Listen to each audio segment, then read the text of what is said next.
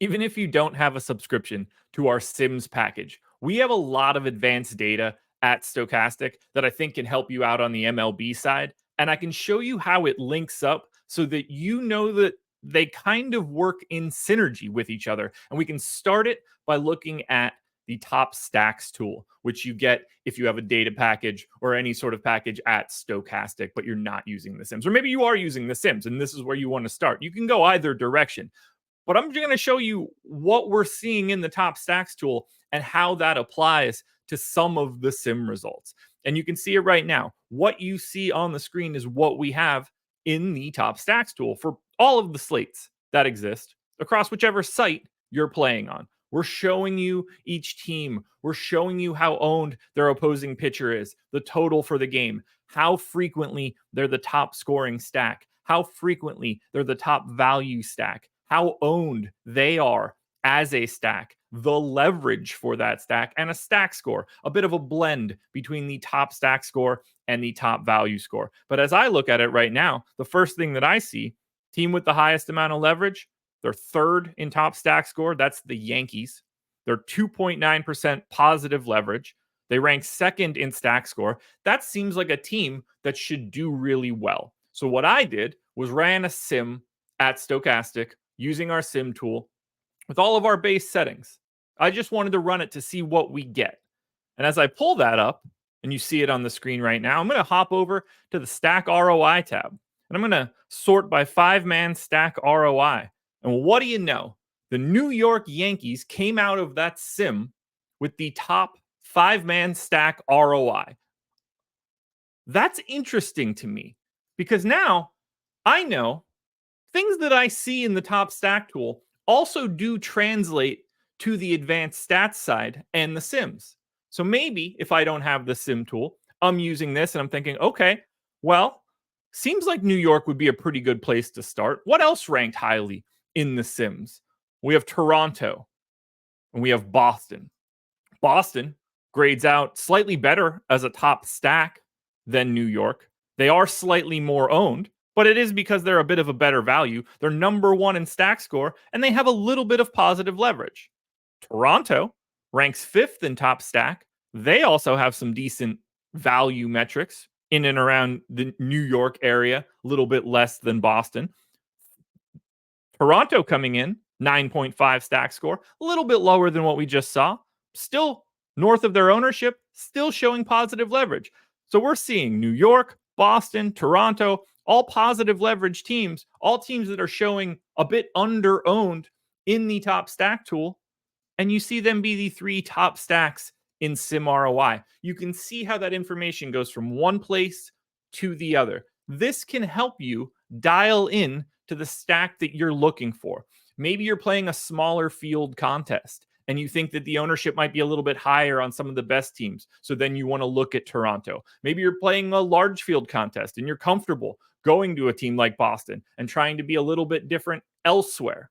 That's fine too. But this is the kind of information you can see in the top stacks tool and then understand how it relates to the next step in our tools. And it's the same sort of principle for pitchers as well. It's not just a top stacks tool. We have a top pitchers tool. We show you how frequently for DraftKings that pitcher is going to be a top 2 scorer for the slate. That's right here. For FanDuel, we show it as top 1. It's just because you roster 2 on DraftKings, 1 on FanDuel. We show you their odds of being a top 2 value. We show you the ownership. We show you the leverage. But pitchers are a little bit different because you don't necessarily have to go all the way to the bottom. You don't have to hunt down leverage in the same way because pitching projections and pitching outcomes are a bit easier to project than the hitter side. A lot less variance in pitcher performance. So I tend to stick towards the top of the top 2 pitcher odds. At the very least,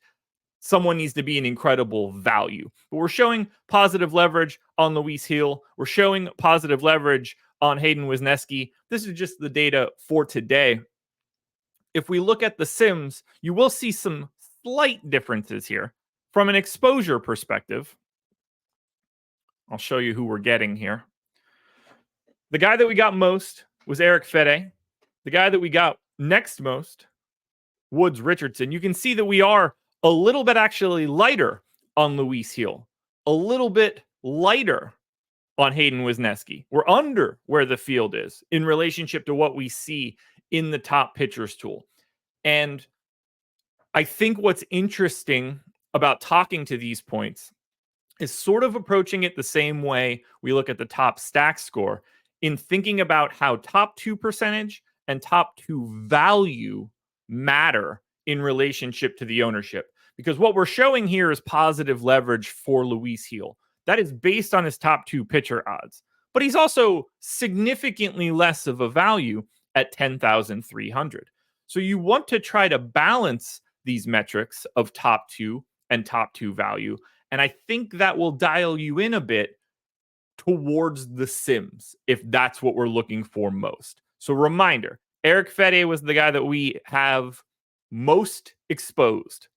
We are quite a bit over the field, taking the top 50 lineups out of the Sims.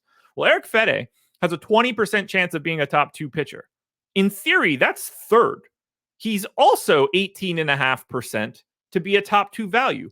Much better value in relationship to his top two odds, and he's only 20% owned. I can see why Eric Fede is getting to that point. Similarly, Woods Richardson, 20% owned, a little bit lighter in the top 2 percentage odds, but a great value as well. These guys are in the middle of the pack, and I'm not surprised that they're rising because they're getting a similar balance. They're not all that far separated from the top of the top two odds, but they're much better per dollar values. And that, I think, is why you're seeing them rise in the exposures table using these sim results. It's not just top pitchers, though. We also have a top batters tool, which you can see. We're showing you the fantasy points. We're showing you different value metrics, how often this player is the best position player with the most fantasy points. We have a little area here that explains what you're seeing at the bottom. And you could look at it for individual positions. If you want to see who's the top scorer at catcher, the top scorer per dollar, the top value guy, how often do they homer, all of their ownership. This could help you start to select more one-off bats if you're looking to find individual plays outside of your stack, because you can start to see catcher is a great example because you don't really get a lot of overlap at catcher. 11.9% chance that Ryan Jeffers is the top scorer at catcher. He's 11% owned, but you can start looking at guys like Danny Jansen, 10% top scorer, it's 4,200, only 8% owned. You can start to find your leverage plays individually for some of these positions by using the top batters tool. All of these things, top stacks, top pitchers, top batters, you can use them all in conjunction, even if you don't have the Sims, by knowing which indicators point you to the best options. You want the guys that have the best chance of scoring high. You want to do it in the most cost-effective way, and you want to find the best possible spots to get over the field on guys that might be under-owned, under the field on guys that might be over-owned. But don't overthink ownership either. It never hurts to just simply have good plays. Guys get owned for a reason. It's about the entire structure of the lineup that gets you to some of those guys. If you're already taking a 5-man stack that isn't pulling much ownership, then eating some chalk on an Aaron Judge or a Shohei Ohtani is a little bit different in a build than if you do that with the chalk stack as well. These three tools can help you make all of those decisions.